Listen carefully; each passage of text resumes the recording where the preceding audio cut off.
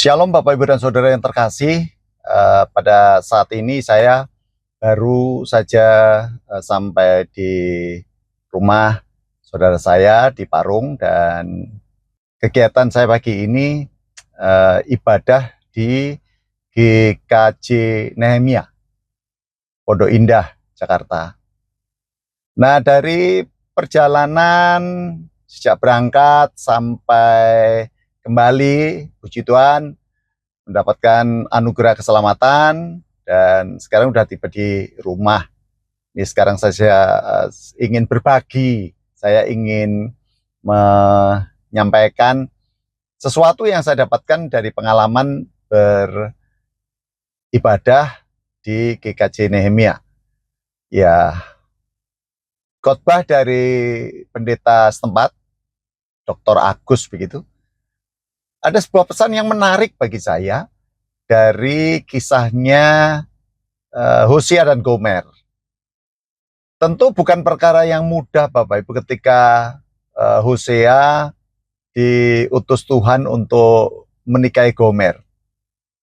Sebuah perintah yang ya kalau boleh dikatakan nggak manusiawi, juga rasanya kok sesuatu yang tidak mungkin kok dipaksa menjadi mungkin gitu. Ya, tetapi kenyataannya itu yang ada dalam kisah Alkitab. Namun kisah Hosea yang benar-benar diizinkan Tuhan, diperintahkan Tuhan untuk menikahi seorang pelacur ini, jangan hanya sekedar dilihat dari sisi, oh Tuhan itu kejam, Tuhan itu tidak memanusiakan Hosea begitu. Ya enak Gomer gitu ya.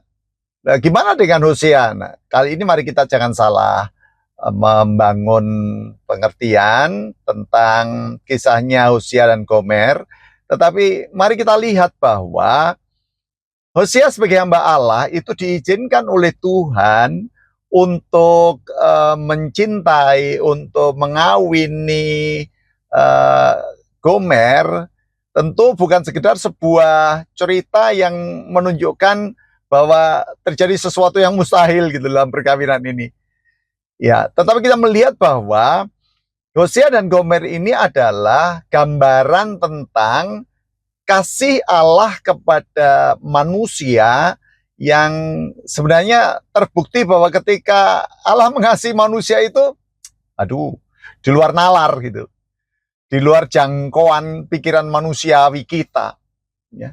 Kalau Tuhan udah mengasihi manusia, nggak peduli lu pelacur, nggak peduli lu penjahat, bahkan tadi ada sempilan dari pernyataannya beliau di dalam khotbah minggu hari ini. Yang menarik apa? Bahwa di balik orang-orang kudus selalu ada latar belakang tentang masa lalu yang menyakitkan gitu ya. Ya, itu menarik sekali. Jadi di balik orang-orang kudus itu ya banyak contoh sih ya, termasuk juga Rasul Paulus. Ya, ada kisah masa lalu yang dipenuhi dengan luka gitu. Ini menarik. Dan itu tidak bisa dipungkiri, inilah kehidupan.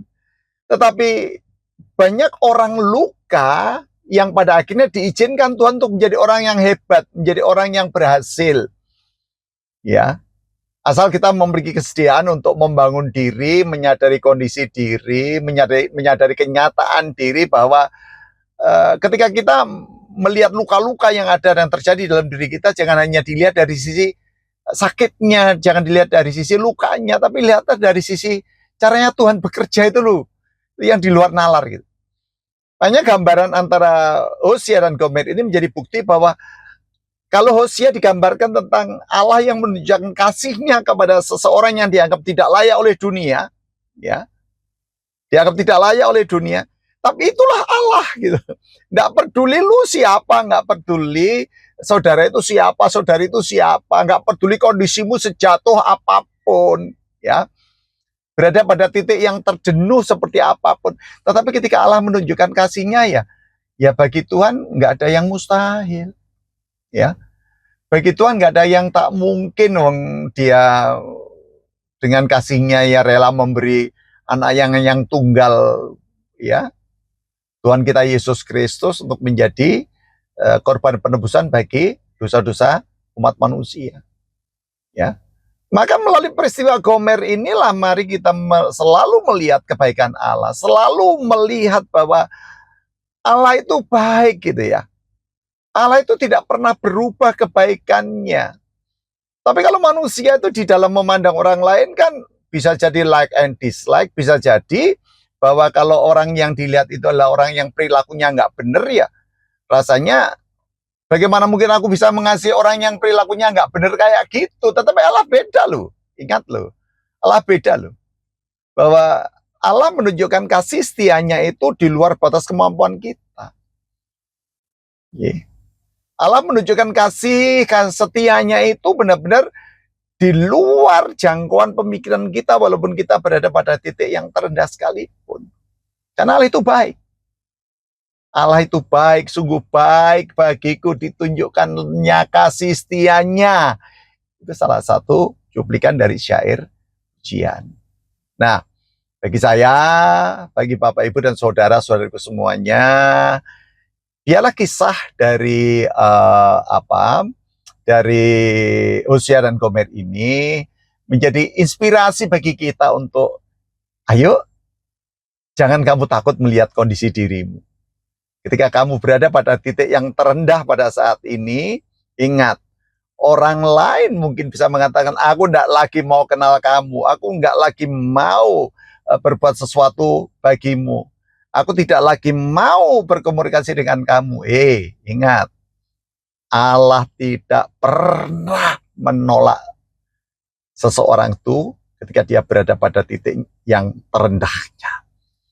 Karena melalui kisah Hosea dan Gomer menjadi alat bukti bahwa itulah bentuk kasih sayang Allah.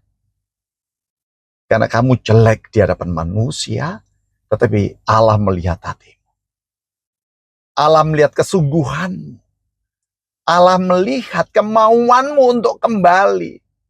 Allah melihat bahwa